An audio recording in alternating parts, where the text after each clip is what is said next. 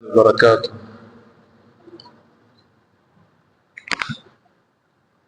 الحمد لله رب العالمين، ثم الصلاة والسلام على رسول الله الكريم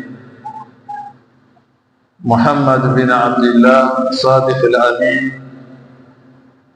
وعلى آله الطيبين الطاهرين وعلى أصحابه غر الميامين، أما بعد. اللهم اجعلنا في جندك فإن جندك هم الغالبون، واجعلنا من حزبك فإن حزبك هم المفلحون، واجعلنا من أوليائك فإن أولياءك لا خوف عليهم ولا هم يحزنون. ربنا لا علم لنا إلا ما علمتنا إنك أنت العليم الحكيم. يقول تبارك وتعالى بعد أعوذ بالله من الشيطان الرجيم: وبنينا فوقكم سبعا شدادا وجعلنا سراجا وهاجا وأنزلنا من المعصرات ماء ثجاجا. Ndugu zangu katika imani, baada ya kumshukuru Allah tabaraka wa taala na kumtakia rehma mtume wetu Muhammad sallallahu alaihi wasallam, aya tulizosoma ni kuanzia nambari 12 katika surati Naba. Wabanaina fawqakum sab'an shidada. Aya hii na aya 2-3 zinazofuata zote ni muunganiko wa darsa yetu iliyopita katika aya ambazo tumesimama, namna ya Allah tabaraka wa taala alivyotueleza kuhusu uumbaji wake na uboreshaji wake wa dunia na uwezo wake mkubwa katika kuweka vitu hivyo. Tukasema kwamba yote haya ni kujionyesha uwezo wake Allah tabaraka wa taala, lakini vile vile ni kulinganisha na hali ya uwezo wake pale atakapokuja wafufua walimwengu kutoka kwenye makaburi. Tukasema yote haya yanazungumza Allah ni kuwarekebisha wale wanaopinga kufufuliwa, wakaona kwamba mwanadamu akiwa amechakachika ardhini atakuwaje na uwezo Allah tena ya kumrejesha mwanadamu kwenye umbile lile lile ili apate kumhesabu na kumlipa katika yale aliyoyafanya. Kwa hiyo Allah amezungumzia haya kuonyesha ukubwa wa uwezo wake wa kuwaumba wanadamu katika pande mbili, mke na mume, na ni jambo la maajabu, lakini mbegu za uzazi ni za mtu mmoja yule yule ambaye leo kazaliwa mke, kesho kazaliwa mwanamume. Mbegu za uzazi ni zile zile, baba ni yule yule, tumbo la kuhifadhia mimba ni lile lile la mama yule yule, lakini mtoto huyu akatoka mke, mtoto mwingine akatoka mume. Ni nani mwenye kuyafanya haya? Ni Allah tabaraka wa taala. Ndio akasema wakhalaqnakum azwaja, na tumeombeni nyinyi pande mbili, mke na mume. Maana yake wote hao uumbwaji wao unatokana na asili moja. Labda ingelikuwa si maajabu sana ingekuwa mtoto wa kiume anatokana na manii, mtoto wa kike anatokana na upepo, ingekuwa sio ajabu sana. Lakini manii yale yale Allah kwa uwezo wake ameyatengeneza, huyu akamtoa wa kiume, huyu akamtoa wa kike kwa uwezo wake. Basi hivyo hivyo hata kufufuliwa mwanadamu asilikanusha wala asione la maajabu. Allah ana uwezo wa kufufua baada ya kufa kwake na kuchakatika kwake kwenye ardhi, kama alivyokuwa na uwezo wa kuyaunda manii yale akayatoa mtoto wa kike au wa kiume. Hivyo atakuwa na uwezo vile vile Allah wa kurejesha tena baada ya kufa. wa khalaqnakum azwaja waja'alna nawmakum subata, na tukaufanya usingizi wenu kuwa ni mapumziko na starehe. Ikifika wakati wa kulala, mwanadamu atalala, hata awe mbishi vipi. Nilizungumzia tutarejea ili tupate muunganiko kwa uwezo wa Allah tabaraka wa taala. Hata mwanadamu aseme mimi nataka mwezi nisilale, lakini kwa kuwa Allah amelifanya hivi kwenye maumbile ya kibinadamu, atafikia wakati hata kama kakaa atasinzia tu, atake kulala, kwa sababu maumbile yaliyowekwa na Allah ni hivi. Waja'alna al-layla libasa, na tukaufanya usiku ni kama vazi lenye kusitiri. Usiku, angalia, dunia nzima imekinga kiza. Yule ambaye ana roho isiyofahamu kwa Allah kuwa na kiza, akaona ni fursa ya kumwasi Allah tabaraka wa taala, lakini la hasha, wewe waona kama sitara ya kufanya makosa yako, lakini Allah yeye hana sitara ya kuyajua yale ambayo anayafanya mwanadamu. Kwa hiyo Allah anasema waja'alna al-layla libasa, tukafanya usiku kama vazi lenye kusitiri. Waja'alna an-nahara ma'asha, na tukaufanya mchana ni muda wa kutafuta maisha. Mchana kutwa, kwa vile alivyoweka Allah tabaraka wa taala, zile harakati za kujitafutia maisha zinakuwa nyepesi wakati wa mchana kuliko wakati wa usiku. Kwa sababu gani? Kwa sababu Allah tabaraka wa taala hilo ameliweka maalumu kuendana na umbile la kibinadamu. Kwa hiyo wale ambao wanalala mchana, usiku ndio wanachakarika kidogo, itakuwa maumbile hayako vizuri. Hatusemi wanapata dhambi, lakini katika mwili wa binadamu utakuwa na matokeo fulani, hata kama mtu hayataona kwa muda mrefu, lakini kuna siku atakuja. Wa banaina fawqakum sab'an shidada, na tumejenga juu yenu sab'an shidada, mbingu saba madhubuti. Hudhifa al-mawsuf wa uqima maqamahu al-wasf, Allah anaondoa chenye kusifiwa na akaweka sifa yake, na sifa yake Allah tabaraka wa taala jaalaha biladadi muannath, akaiweka kwa idadi ya kike. Wa banaina fawqakum sab'an shidada, saba ni adad, na imekuja adadi kwa kike, kwa sababu inapoondoka te ya marbuta, idadi inazungumziwa kwamba ni ya kike. Inapothibiti ta marbuta, idadi inatamkiwa kwamba ni ya kiume. Maana yake al-adadu yukhalifu al-ma'dud fi ta'nihihi wa tadhkirihi. Unaposema utasema jaat sab'u niswa, jaat sab'u niswa, sabu kutoweka te ya kike. Lakini unaposema kwa wanaume utasema jaa sab'atu rijal, kwa te ya tani, jaa sab'atu rijal. Idadi na vile chenye kuhesabiwa katika lugha ya Kiarabu vinatofautiana. Kwa hiyo sab'an hapa kwenye aya wa banaina fawqakum sab'an, hii ni sifa hii ya kitu ambacho kina dhamiri ya kike ambayo ni samawati. Takdiruhu wa banaina fawqakum samawati sab'an shidada, na tumejenga juu yenu mbingu saba madhubuti.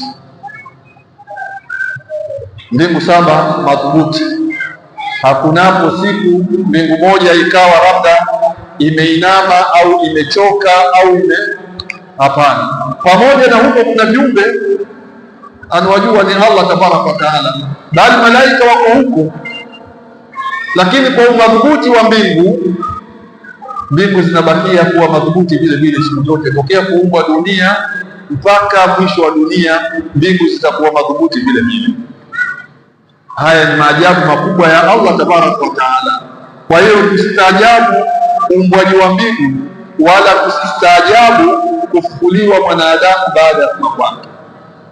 Tulizungumza darasa iliyopita kwamba haya yote ameelezea Allah ni kuwafanyia raddi wale ambao wanaona maajabu mwanadamu kufufuliwa baada ya kufa kwake, kwamba itawezekana vipi tena wakati kidole kimeoza, mkono umeoza, mwili umeoza, kichwa kimeoza, lakini tuambiwa kwamba utafikia wakati mwanadamu atarejeshwa kwenye umbile lake. Yawezekana vipi?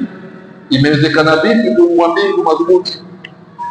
Aantum ashaddu khalqan amis samau banaha. Allah anauliza kwamba kwani nyinyi ndio wenye umbile gumu au mbingu tulizoziumba ndio zenye umbile madhubuti? Jawabu, mbingu ndio zenye umadhubuti kuliko mwanadamu. Sasa kama mbingu zimebakia sehemu yake na zimehifadhika kwa uwezo wa Allah mpaka sasa hivi, vipi mwanadamu ambaye hana mfumo wa aina yoyote kufa kwake ishindikane kumrejesha tena ili apate kuhesabiwa na kulipwa? Jambo hili linawezekana na wala halina mshangao katika uwezo wa Allah tabaraka wa taala.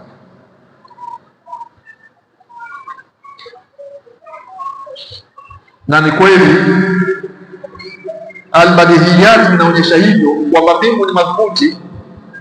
Hata kama ukusoma, hata kama ukuelezwa na Qur'an, lakini kwa kuangalia dunia ilivyo, mbingu ilivyo, yani kila mmoja anakiri kwa elimu tu ile ya kuzaliwa kama binadamu, kwa sababu sisi tumeona majengo yaliyosakafiwa, yaliyopigwa rangi, miaka nenda miaka rudi, inafikia wakati yanapauka, inafikia wakati yanaingia kreki, yanafanywa marekebisho.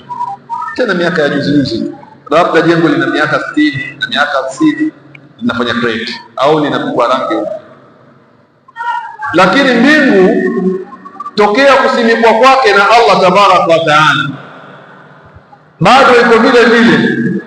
Hakuna kipindi mbingu inakuwa imeshuka chini, au kuna kipindi imeenda juu zaidi, au kuna kipindi imelala upande mmoja upande mwingine imeinuka. Siku zote iko madhubuti vile vile.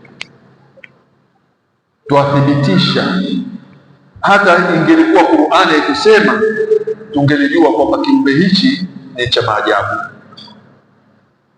Al-ba'ratu tadullu ala al-ba'ira.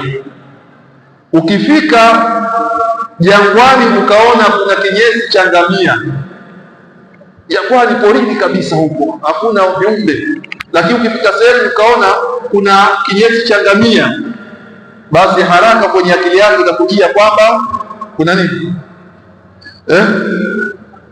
Kuna ngamia kafanyaje? Kapita. Ukiona kinyesi cha ngamia sehemu ambayo hakuna viumbe wala hakuna maisha ya kibinadamu, lakini ukaona kinyesi cha ngamia hivi, utajifikiria kwamba haya kinyesi hiki kimekuja chenyewe hapa? Utawaza hivi haraka utasema hapana, hichi kinyesi kuna aliopita katika ngamia hapa. Ndivyo inavyotakiwa tuangalie mbingu na vilivyomo na ardhi na vilivyomo, tuangalie umaajabu wake na ukubwa wake, itupelekee kumuona yule aliyoviumba na kuviweka kwamba ni mkubwa zaidi na ni mwenye uwezo mkubwa zaidi. Kama mbingu ni madhubuti mpaka leo, je, yule ambaye ameiweka, yule ambaye ameumba ana nguvu zaidi? Unaona, kama kinyesi unachokiona sehemu ambapo hakuna mifugo, ukasema kinyesi hiki kuna ngamia kapita, basi hata mbingu na ardhi maana yake yuko aliozisimika, hazikuja zenyewe kujiweka sehemu hiyo, naye ni Allah tabaraka wa taala alwahidul qahhar.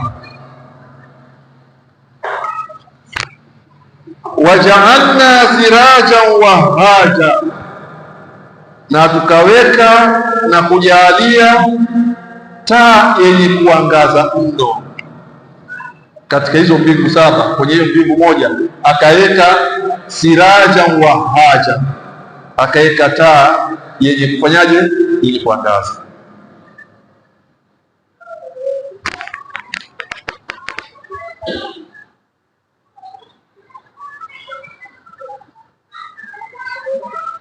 Taenyewe ni ipi? Ni jua.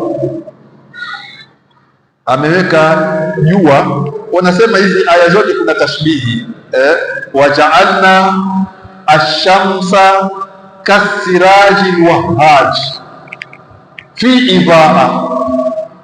Ilikuwa sentensi hii, lakini kwa kuwa Qur'ani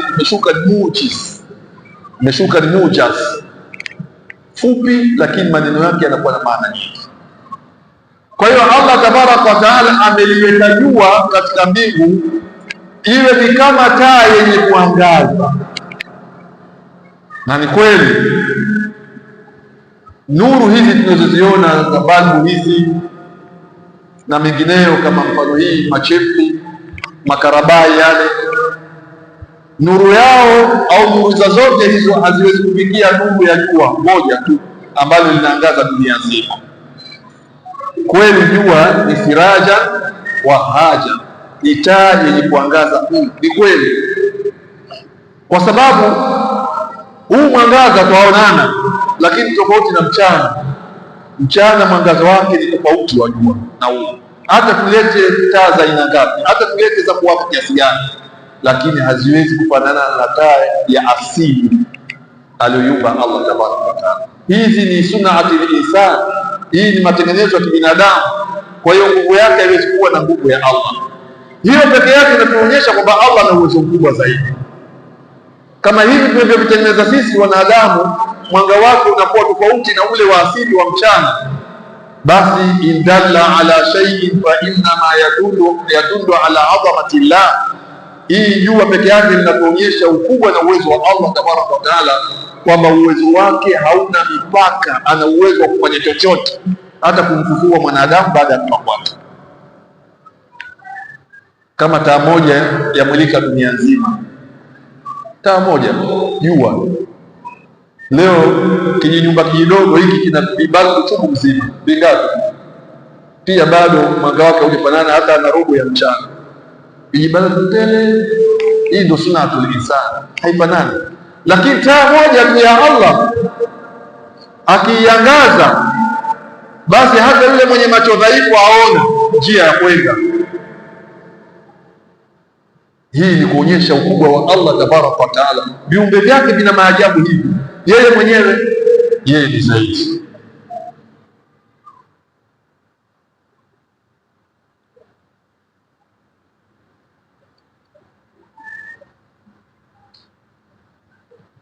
Wa anzalna min almu'sirati ma'an fajjaja, na tukateremsha kutoka mawinguni maji yenye kububujika.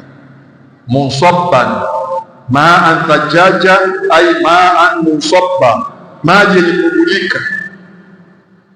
Mvua ikinyesha, wallahi maji yake yanaenda vile anavyotaka Allah tabaraka wa taala, yanabubujika, lakini ni mubarak.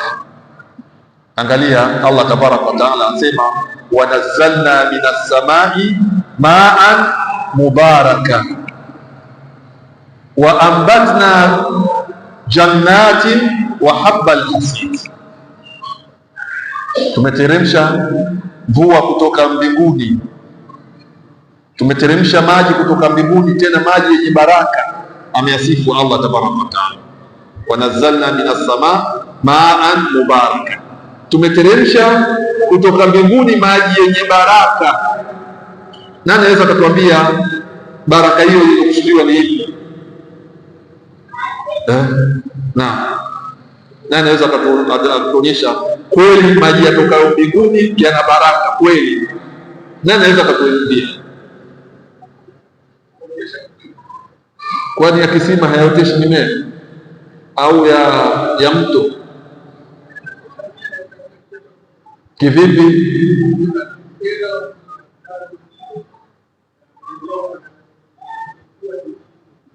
Hata ya mto pia ni hivyo. Baraka iko wapi hapo? Unasema wewe, alizungumza Allah. Hata yale ya mto pia yaweza yakaotesha mfuko, yakaotesha limao ladha tofauti, ndio baraka hiyo. Nani atatusaidia? Naam Sheikh.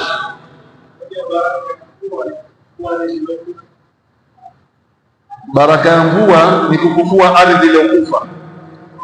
Kwa hiyo ukinyweshezea na kisima au na maji ya mto, ardhi haumiliki, haipati uhai. Yapata pia na bado wanazalna minas samai maan mubaraka. Tuangalie maji ya mbinguni yana baraka gani? Nani mwingine?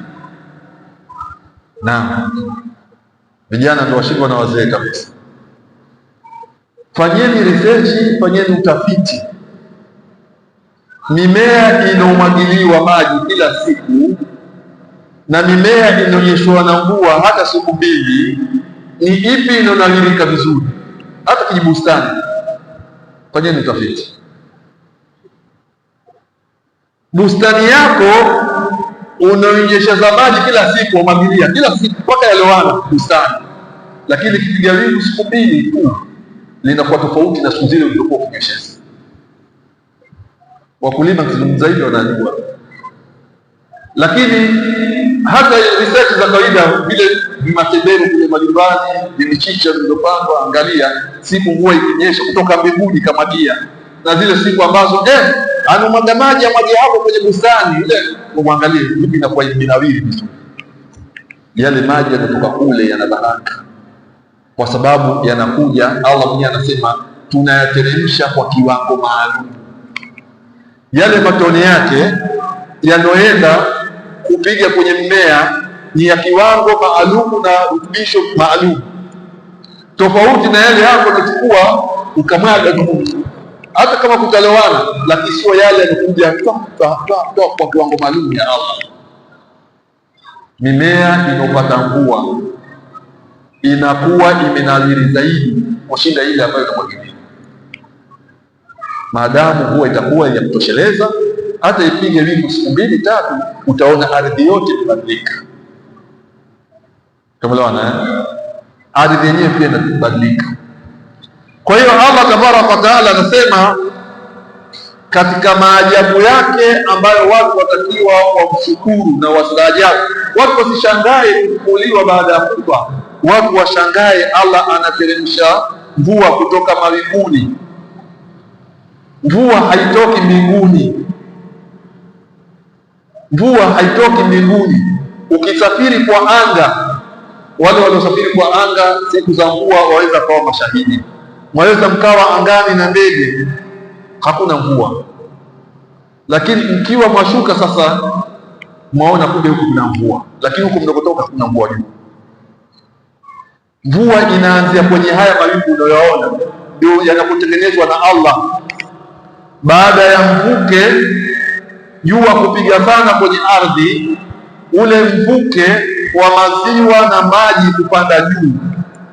Wanasayansi wanaelewa kusema hivi, ikifika juu inatengeneza ukungu ule, ndio tunaona kama yale mawingu yanakuwa mawingu kwa muda mrefu, yanakusanyana, alafu Allah tabaraka wa taala analeta pepo kali za kusukuma yale mawingu, yani zile pepo tuasiru as-sahaba, zile pepo zinaenda zinapiga yale mawingu, mara limepigwa huku wingu limeenda, mara limerudishwa huku, yanakamuliwa yale mawingu. Ndio hiyo muusirati. Muusirati katika lugha ya Kiarabu ni kitu ambacho kinakamua au kinakamuliwa. Maana yake yale mawingu yanakamuliwa na pepo mpaka yanamwaga maji. Yakimwaga maji ndio Allah anayateremsha kwa kiwango maalum katika ardhi anayotaka. Haya, sasa hivi nasikia kuna mvua za kutengeneza vile, mshawahi kuzisikia mvua za kutengeneza? Wanasayansi wamefikia huko, lakini yote hii ni kukopi na kupesti, ni kukopi na kupesti. Na huenda mvua hiyo ya wanasayansi isiyo na baraka kama hii ya Allah tabaraka wa taala. Kwa hiyo tusishangae kwa kufufuliwa, tushangae uwezo wa Allah kutuletea mvua kutoka hapa juu tu, karibu ni hapa tu. Lakini ukivuka haya mawingu kwenda juu huko, hata kama mvua ardhini yanyesha, huko hakuna mvua. Mbinguni hakuna mvua, mvua iko huko. Sasa yeye kwa mbinguni huko kwa nini?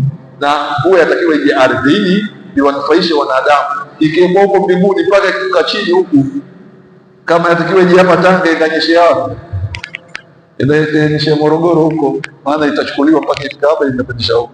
Lakini hapo hapa mwenyewe akitaka basi inakuja kwa kiwango anachokitaka kwa hikima zake. Wa anzalna min almu'sirati, na tumeteremsha kutoka mawinguni, ma'an thajjaja, maji yenye kububujika, ambayo ni mvua inabubujika katika ardhi ili wanadamu wapate vile ambavyo vitawasaidia katika maisha yao.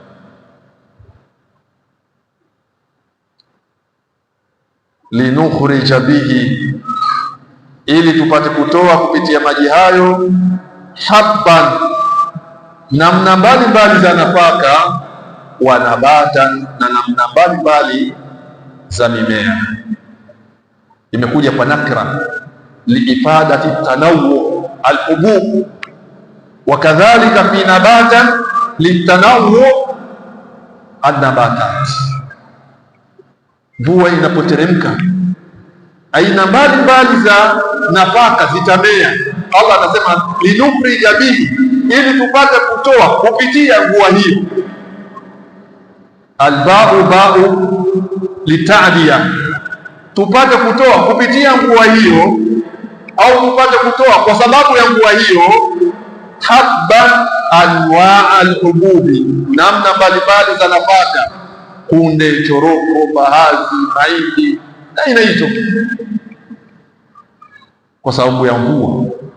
Wanabata, na namna mbalimbali ya nini, ya mimea mingine, majani watakula wanyama, kama alivyosema mwenyewe Allah tabaraka wa taala, mataan lakum wal an'am, ili iwe ni starehe kwa nyinyi na wale wanyama wenu, iwe ni chakula kwa nyinyi na wale wanyama wenu.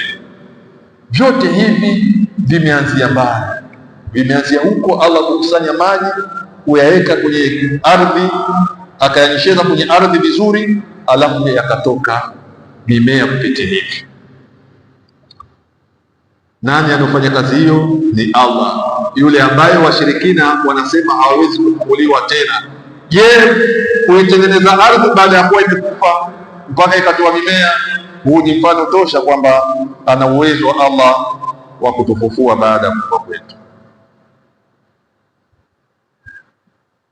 Wa jannatin alfafa, na mabustani yalishikamana, multafa ba'dha ba'dha, yalishikamana, misitu iliyoshikamana. Mvua hiyo inakuja, inapofika na inatengeneza misitu na mabustani yaliyoshikamana miti yake. Leo kuna misitu kama ya Amazon au misitu kama ya Kongo, misitu mikubwa sana.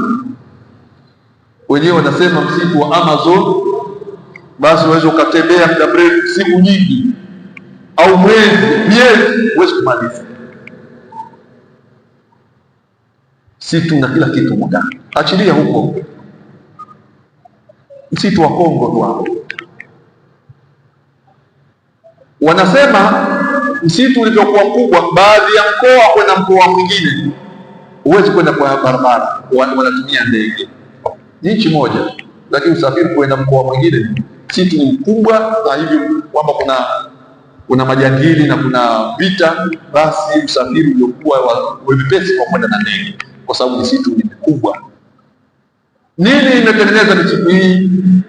Ni wa anzalna min almu'sirati ma'an thajjaja linukhrija bihi habban wa nabata wa jannatin alfafa, na mabustani na misitu imeshikamana miti yake.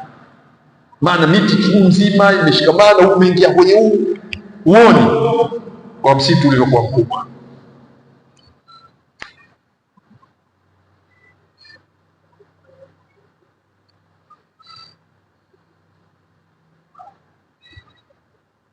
Naam,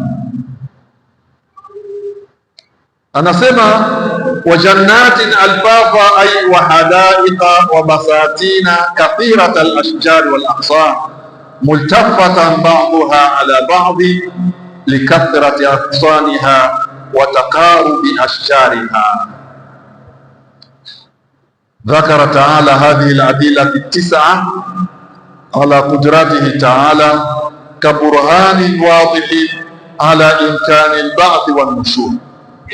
Allah ametaja hizi dalili tisa, mambo tisa haya Allah ameyataja kama ndiyo dalili ya uwezo wake Allah tabaraka wa taala uliokuwa wazi, namna ya uwezo wake wa kuwakusanya watu na kuwalipa. Dalili ya kwanza ni ipi aliyotaja katika hizo tisa? Nani ya kwanza ni ipi? Ziko tisa dalili kwenye sura hii iliyosoma. Ya kwanza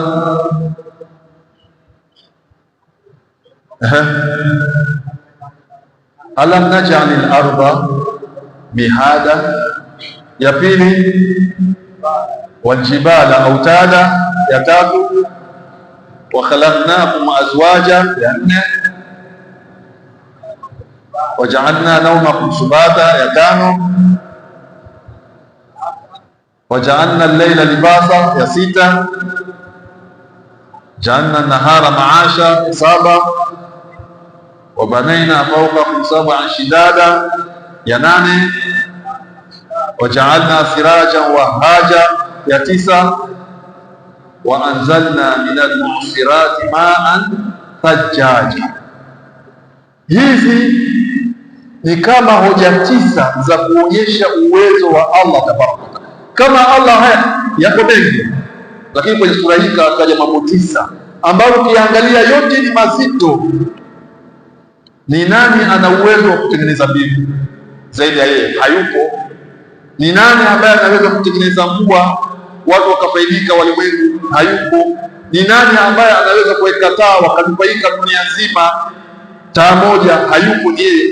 Kwa hiyo haya ni baadhi ya mambo makubwa ambayo yanaonyesha uwezo wa Allah tabaraka wa taala, na ukiangalia yote haya ili la kufuliwa inawezekana nisibidi hata kwenye moja haya, kwamba mwanadamu akatae kwamba hawezekani atakufuliwa baada ya kuchakatika kwake. Mbona jambo dogo? Haya yaliyotajwa tisa haya ni makubwa ili kudhihirisha uwezo wa Allah tabaraka wa taala. Na angalia namna alivyodhihirisha uwezo wake, alafu akazungumzia jambo hilo hilo akasema, inna yaumal fasli kana miqata, hakika siku ya upambanuzi, siku ya hukumu, kana miqata, imekuwa ni yenye wakati maalum, imekuwa ni yenye wakati maalum. Sio kwamba itakuja tu hiyo yenyewe, ina wakati maalum, kwa sababu washirikina walikuwa wakiwaambia baadhi ya mitume kwamba fa'tina bima ta'iduna in kunta min as-sadiqin, tuletee hayo ulikuahidi kama yule ni katika wakweli. Kila siku wasema kwamba kuna siku tutafufuliwa, tutakufa, tuletee siku hiyo. Kwa hiyo jawabu ni hili, inna yawmal fasli kana miqata, hakika siku ya malipo na upambanuzi ni yenye kuwa na wakati maalum. Sio kwamba ukisema tuilete basi ndio imefika kiyama.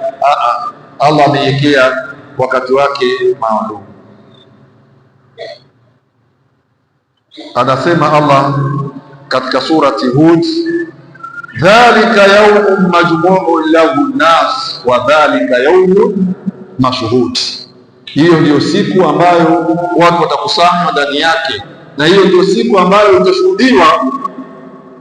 Wama nuakhiruhu illa liajalin ma'dud, na wala hatuicheleweshi hiyo siku isipokuwa itafika kwa ule ule muda wake umehesabiwa, uliowekwa. Kwa hiyo haina haraka kufika kwake, kwa sababu ina muda maalumu Allah tabaraka wa taala aliyoiweka. Yauma yunfakhu fi suri, Allah anasema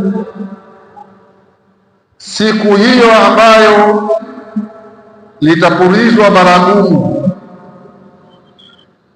Asur, baadhi ya mufassirina wanasema wabuqu yunfakhu fihi, ni kama vile jitarumbeta ambalo linapulizwa. Wengine wakasema ni qarnun fariqul wasat, ni kama jipembe ambalo katikati lina tundu na sehemu nyingine limefanya tadhiki kidogo, likipulizwa itatoka sauti.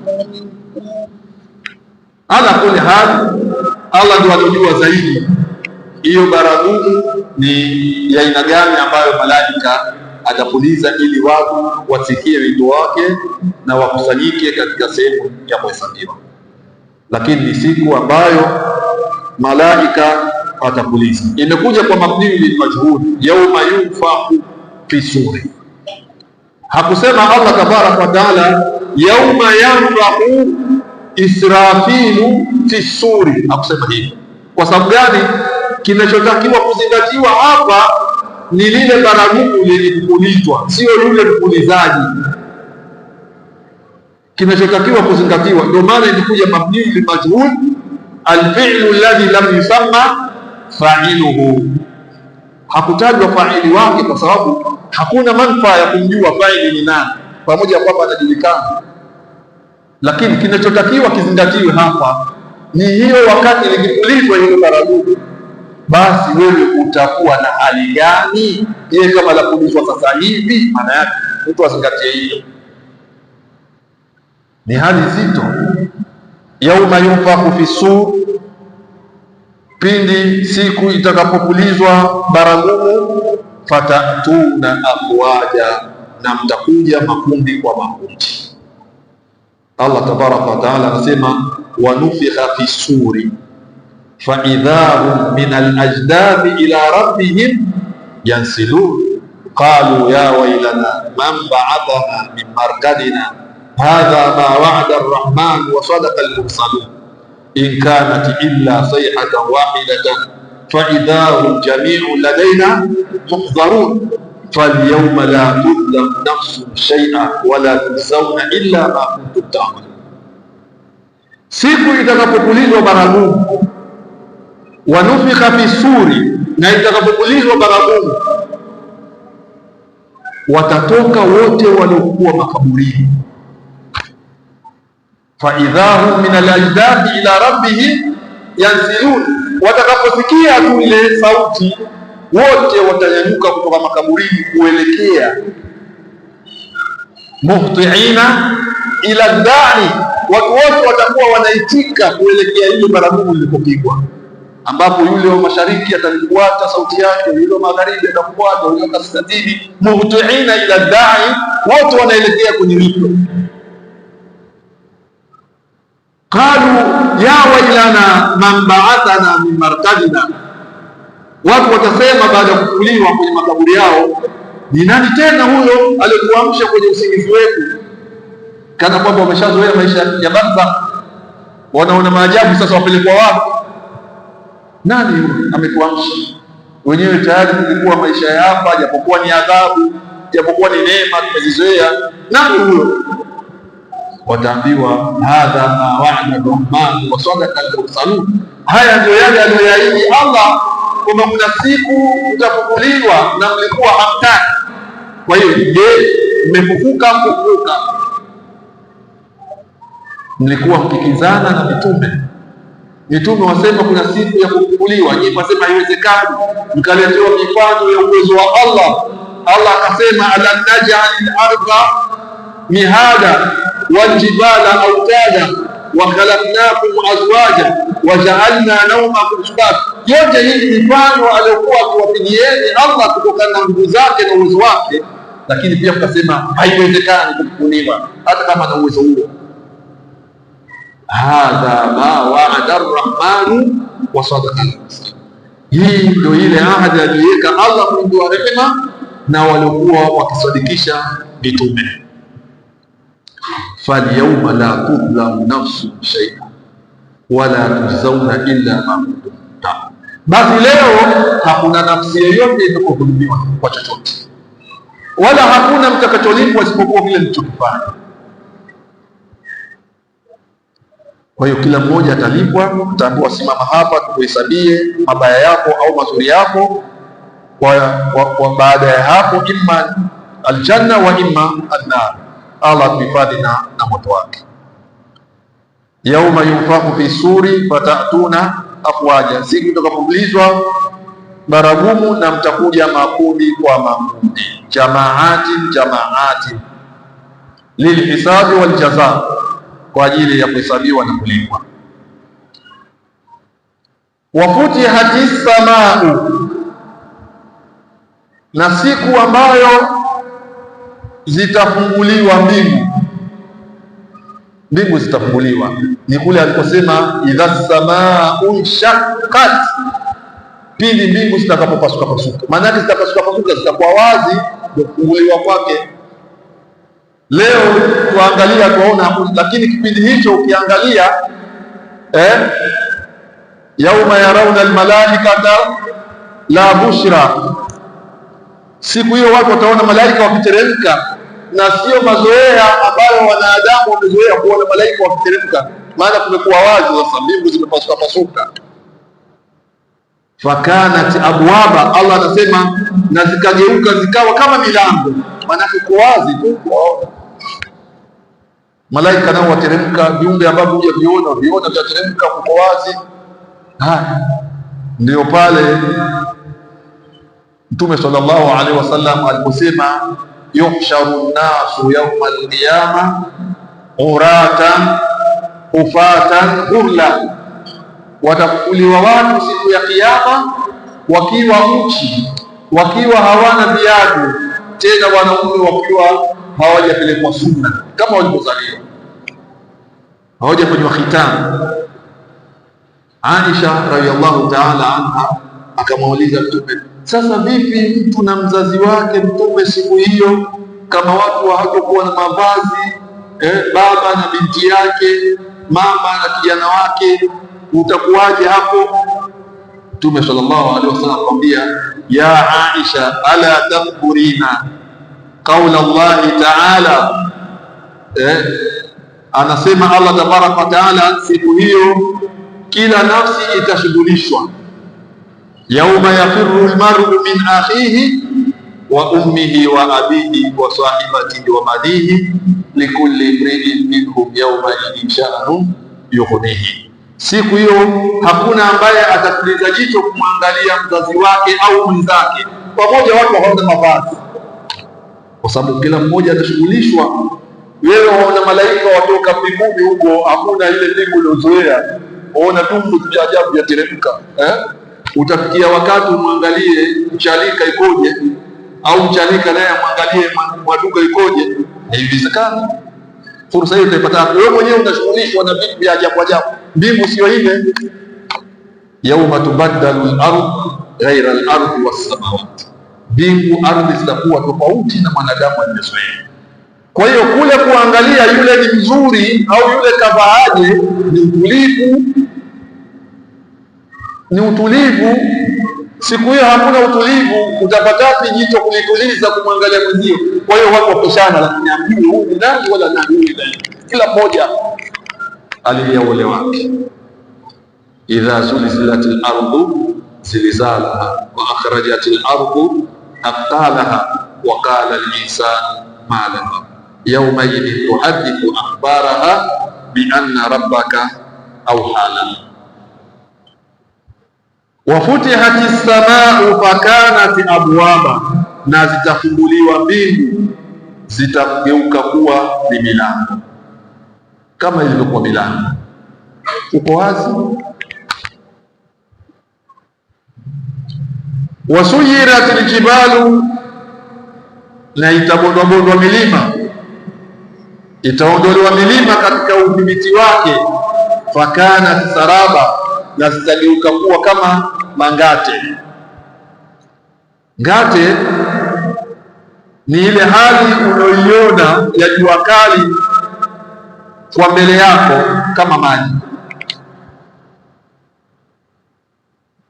Tunaona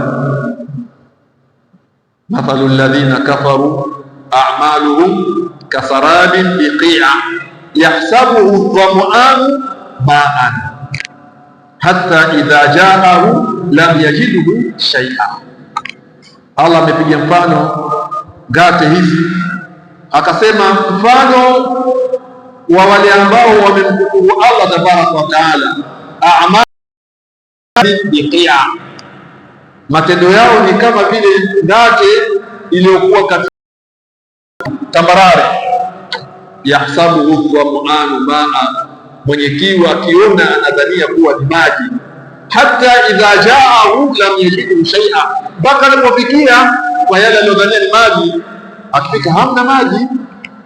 Wewe tembea siku ya jua kali, hata huko kwenye lami kule mbele unaona kama kuna maji, kama kuna maji, ndio wanaita sarafu au ngati. Ndivyo mfano matendo mema ya watu waovu. Maana yake mtu mwovu yeye akifanya, akichimba kisima, akifanya kheri, yeye adhania kwamba atakudalipa, lakini akifika kwa Allah hana chochote. Kama vile alivyodhania yule anaona ngazi zile akaona ni maji, akifika hakuna maji. Na makafiri nao kuja kwa Allah watu kutafuta kheri yoyote waliyofanya wakilipwa. Kwa hiyo Allah anasema milima siku hiyo itaondolewa na itakuwa watu wanaona kama maji, kama ile ngati tukwembele, kwa sababu unaona upeo mrefu, hakuna milima. Wayasalunaka anil jibal faqul yansifuha rabbi nasifa, wanakuulizia kuhusu milima, waambie Allah ataibondabonda na kuiondoa kwenye sehemu yake.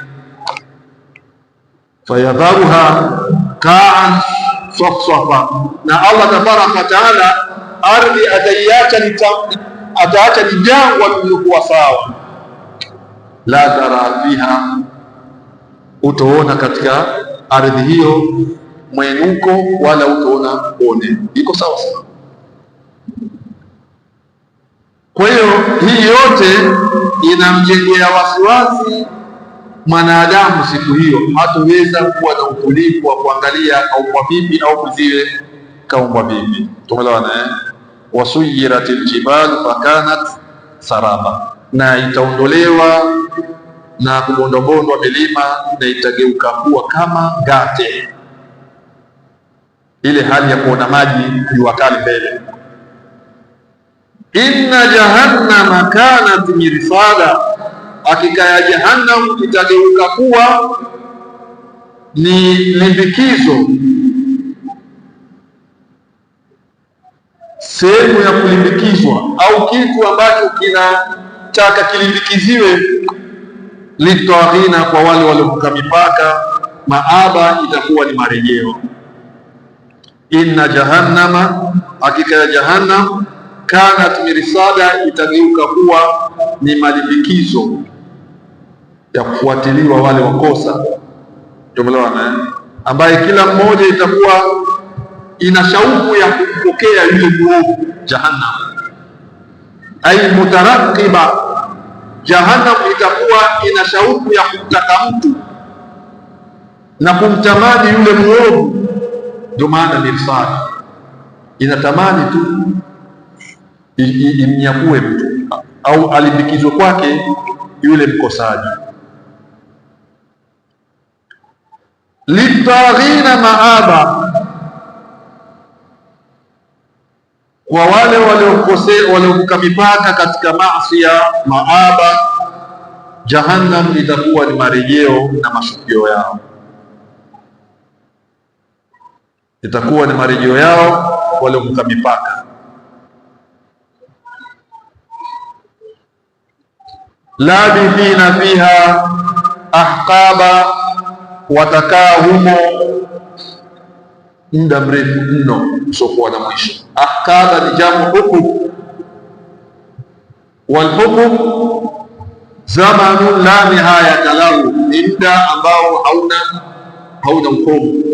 Maana yake watu humo watakaa milele kwa milele katika jahannam, wale waliovuka mipaka kwa kumwasi Allah tabaraka wa taala. Allah tuipane na hao.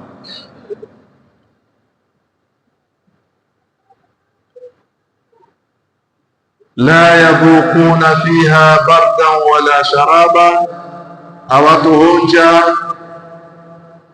ndani ya moto huo bardan, baridi, wala sharaban, wala hawatoonja kinywaji. Baridi maana yake ni ile ambayo itapoza joto la moto. Maana unaweza ukatoka kwenye jua kali ukawa umepigika vizuri na jua, lakini ukiingia ofisi ya watu ina kiyoyozi kidogo, kile kiyoyozi kinashusha ile joto uliokuwa nayo. Hii wanaita barda. Wataishi huko milele, lakini katika fadhaa huko motoni, la yadhuquna fiha bardan, hawatopata baridi ya kupoza joto la moto, wala sharaban, wala hawatopata kinywaji cha kupoza kiu.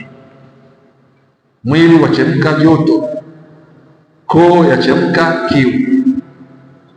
Joto la mwili lapozwa na baridi, joto la kiu yapozwa na kinywaji. Lakini Allah tabaraka wa taala anasema miili yao haitopoa wala koo zao hazitopoa, kwa sababu hakuna kinywaji cha kupoza kiu wala hakuna kiyoyozi cha kupoza mwili. Ni hali nzito.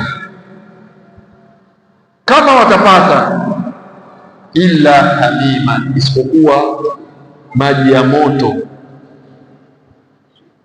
balagha fil harara, ambayo yamevuka katika ule ukali, yamekuwa makali mpaka yamevuka kwenye ule ukali.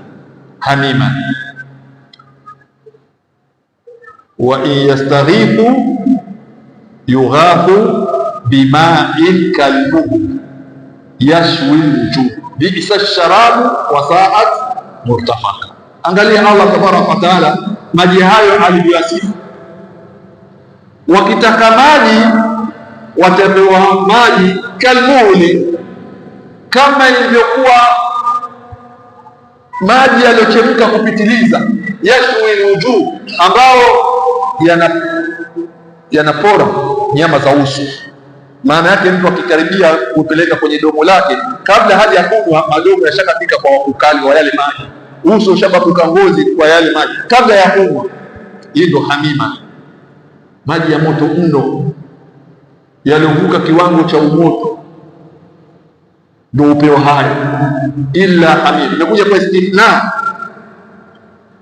istithna munkati, la yadhuquna fiha bardan wala sharaban illa ay sayadhuquna hamiman wa ghassaka, wataonja wao maji ya moto, watakunywa wao maji ya moto, wa ghassaka, na usaa wa watu wa motoni.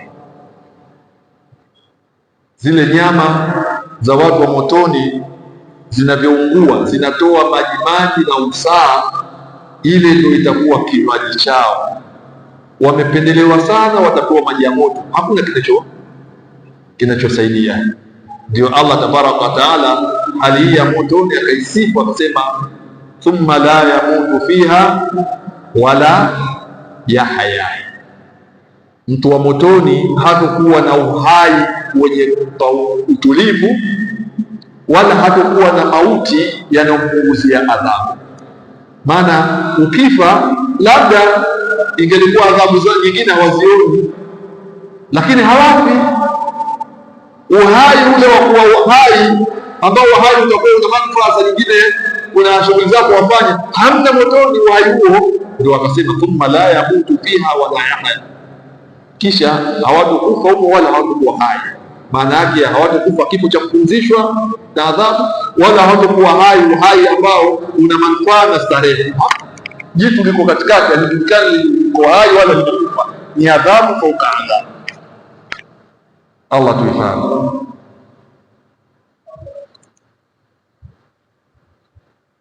Illa hamiman, isipokuwa wataonja maji ya moto na kunywa maji ya moto makali mno, wa ghassaka, na usaha kwa watu wa motoni.